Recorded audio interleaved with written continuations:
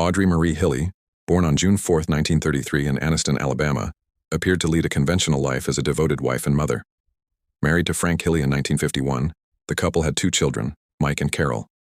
However, beneath the surface of this seemingly ordinary existence lay a web of deceit, manipulation, and murder that would eventually earn Marie the moniker, the Black Widow. In the early 1970s, Frank began experiencing unexplained health issues, including nausea and abdominal pain. Despite multiple hospital visits, doctors were unable to determine the cause. On May 25, 1975, Frank died suddenly, and his death was attributed to hepatitis. Unbeknownst to medical professionals at the time, Frank had been poisoned with arsenic, a fact that would only come to light years later. Following Frank's death, Marie collected life insurance payouts totaling over $31,000. She maintained her facade of a grieving widow while continuing her life in Anniston. In 1979, her daughter Carol began suffering from similar mysterious symptoms: nausea, numbness, and muscle weakness. After extensive medical testing, doctors discovered elevated levels of arsenic in Carol's system, indicating chronic poisoning. Suspicion quickly turned to Marie, especially after a vial containing arsenic was found in her possession.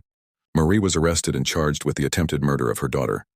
During the investigation, Frank's body was exhumed, revealing lethal levels of arsenic, leading to additional charges against Marie for his murder. While awaiting trial, Marie was released on bail.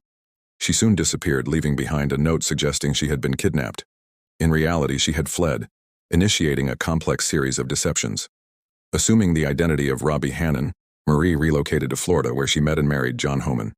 The couple eventually moved to New Hampshire. In 1982, Marie concocted a story about Robbie's death and reappeared as Terry Martin, Robbie's fictitious twin sister. She resumed her relationship with Homan under this new identity. However, inconsistencies in her story and suspicions from Homan's co-workers led to an investigation.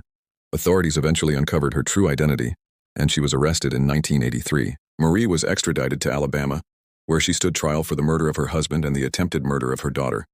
She was convicted on both counts and sentenced to life imprisonment for murder and 20 years for attempted murder. While incarcerated at the Julia Tutwiler Prison for Women in Wetumpka, Alabama, Marie was considered a model prisoner.